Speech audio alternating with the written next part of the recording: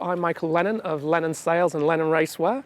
I'm here at Hayling Island to do my tips on rigging your boat. So ideally you'd find a nice sheltered spot. If it's very windy, you might go into the lee of your club. Today we're on the windward side. It's an easterly wind, cold easterly wind, and we're on the east side of the club, so we're on the exposed side, but it isn't too windy, so we shouldn't have too much trouble. However, if it was windy, I would recommend, if you could, to find a more sheltered spot, especially for a boat like a laser, where you have to lay the sail out to rig it, and the sail will blow around and things, so it's best to find a sheltered spot if you can. You can do more damage to the sail rigging it than you can actually on the water sometimes, especially with hard sailcloths. The sailcloths known as yarn tempered or coated sailcloths have a very hard surface on them, and if you get them over a fitting or off the side of the boat, you can actually put a crease in which can actually tear the surface. You're more likely to do that rigging than you are actually sailing, so this part of the operation you need to take some care to make sure you don't damage the sail. So care of the sail. I mean, this one's rolled. It's the best way to store your sail is rolled. Rolled from foot to head or from head to foot, whichever way is easiest for you. If you roll it from luff to leech and leave it around your mast for a period of time, you can get a memory in the sail, so it has a curl in the leech, so it's best to roll it that way. Folding, it's best to roll it from head to foot. With a laser sail, they do often come folded, but because it's a relatively soft material, over time those fold marks can drop out if you roll it consistently from new. So we'll just unroll this and lay it out. If I had a nice grassy area, I'd be tempted to rig it on the grass if it wasn't too muddy, if it was a nice dry grassy area. Here at Hayling we don't have any nice dry grassy areas, we've got rubble or sand. So I'm going to rig it on the boat. This is perhaps the most difficult way of doing it because it'll want to blow off. But we just want to avoid getting it in the getting it covered. The stones can damage the cloth. If you drag the sail with the mast over the stones, you can actually rip the sail. So it's best to avoid that. Right, because it's not too windy here, it's been relatively straightforward. You can imagine in 20 knots that would have been a lot more difficult.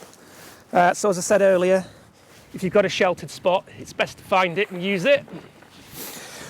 What I'm going to do now is check that the gooseneck is in line with the top of the mast to make sure the head isn't twisted off to one side, and it looks pretty good to me from here. It's best to have the boat head to wind. It's not super critical on a laser, it's head to wind, as long as it's pretty close it's alright, because obviously the sail can just blow around wherever, but on a boat like a Fireball or any boat with shrouds, the boat has to be head to wind to rig it. Fully battened sails, definitely, they've got to be head to wind. They're slightly offset so the plastic fittings don't grind on the side of the mast as you rig it. You want those square to the mast as you hoist the sail. So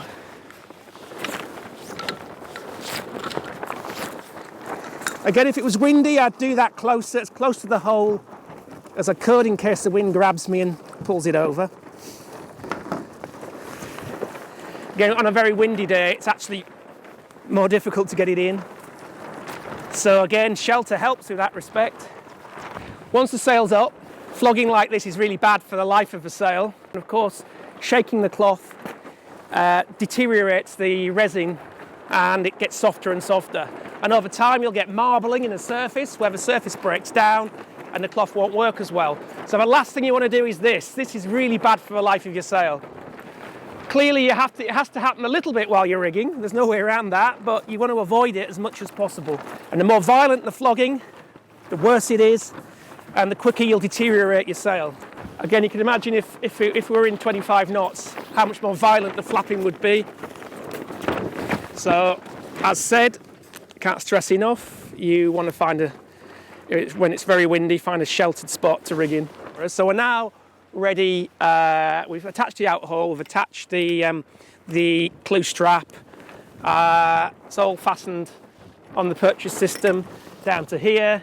Kicker's now on, it just clicked into place. Now we can pull some load in the van.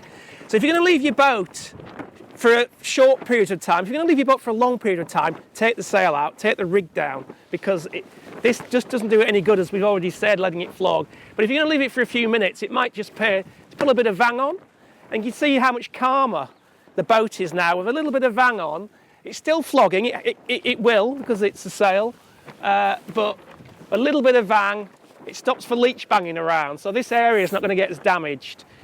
Flogging isn't as violent, so that's a better way to leave it. Sail life depends on the type of sail, really. So if you've got a fully battened sail, like a catamaran sail, like a moth sail, that kind of thing, a 14 main sail, you'll actually get quite a lot of life out of it, because the battens stop the thing from flogging. It never flogs because the battens act as a mass damping device and actually stop this localized flapping. So you'd expect with a fully battened sail to get at least a season of good racing life. I mean, it depends on the material, but assuming the material is designed correctly for the job, you'd probably get a good season out of a fully battened sail.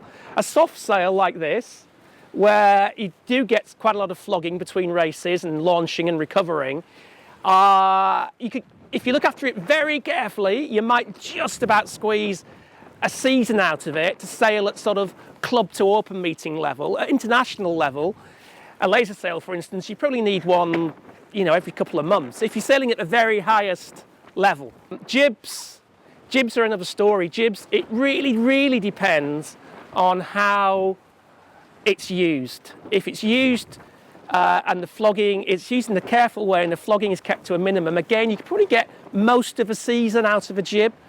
A hard yarn-tempered jib, you would, if it's used properly, even at the highest level, you probably get a reasonable season out of it. In some classes where you use very, very light cloths because it's faster, you won't. But normal classes, you'll probably get a season if you look after them. If you go out in 25 knots, capsize, sail comes up, wraps around the forestay, flog. It could be done for in a day. So it really is about how you look after the sail, both on and off the water.